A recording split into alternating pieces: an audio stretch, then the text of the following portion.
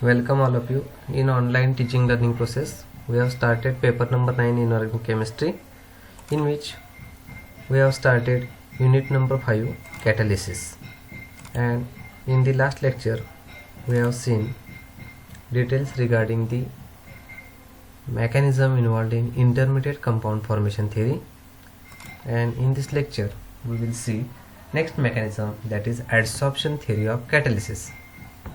So here in the case of adsorption theory of catalysis, the heterogeneous catalysis is called as adsorption theory of catalysis, in which reactants and catalyst are in different phase, which is explained by following reaction.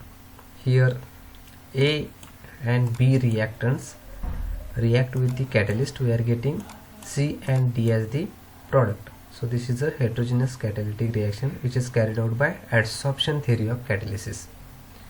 Then what is the mechanism of adsorption theory of mechanism?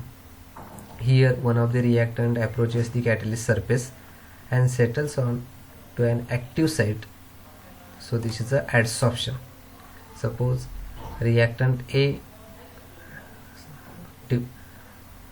settles on the surface and another reactant B also settles on the surface, and finally A and B combines with each other and we are getting AB product. So this is the mechanism of adsorption catalysis, which is represented graphically like this. Finally we are getting AB product like this. Then in the adsorption of reacting molecules, formation of intermediate and desorption of product takes place. Suppose catalyst surface having 3 valences and A reacts with B, so these are the AB reacting molecules.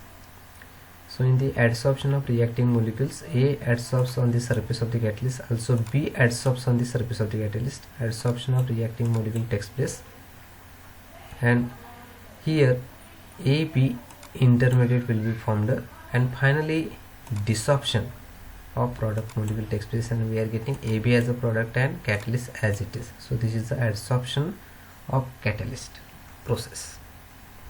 Then what are the examples of adsorption process? First one is the production of ammonia by Haber process. In the Haber process, nitrogen gas and hydrogen gas combines with iron and molybdenum, we are getting ammonia gas. Then in the production of H2SO4 by contact process, here SO2 is converted into SO3 in the presence of vanadium pentoxide as a catalyst. Then what are the merits of this adsorption theory of catalysis? It is a heterogeneous catalytic theory, and here promoters carry out the or push the reaction in the forward direction. Then in multiple choice question they will ask what are the industrial applications of catalysis. One by one we will see.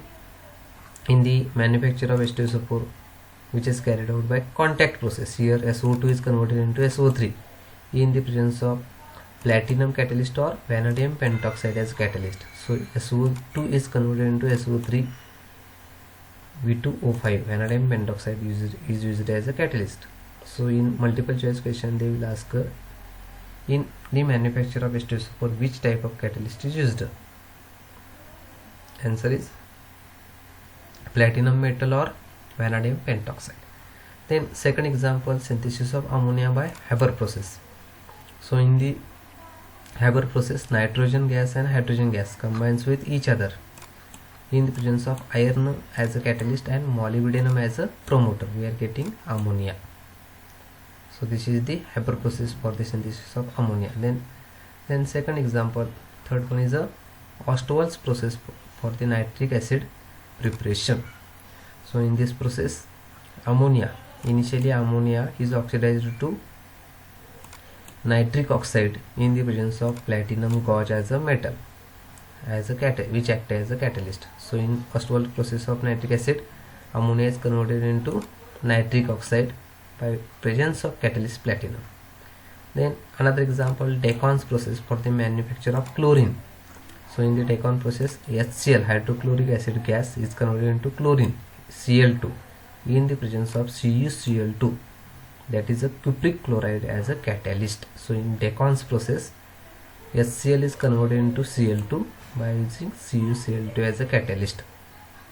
Then in the hydrogenation of oils, here Vanaspati ghee, that is a saturated esters, is manufactured by hydrogenation of oils in the presence of final divided nickel as a catalyst. So here unsaturated ester is converted into saturated ester by using nickel as a catalyst. So in hydrogenation of oil, which catalyst is the nickel? Then in the manufacture of graphite, so this process is a Acheson process.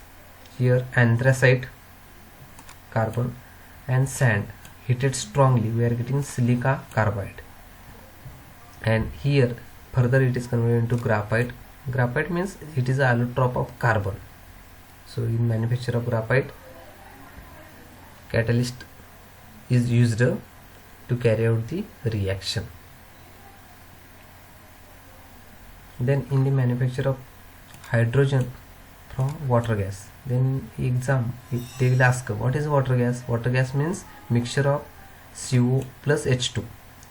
So here CO plus H2 reacted in the presence of Fe2O3 and chromium oxide as a promoter, we are getting CO2 and H2. So this is the manufacture of H2 gas from water gas. Then sulfur recovery, in some of the industries, industrial waste is converted into sulfur powder.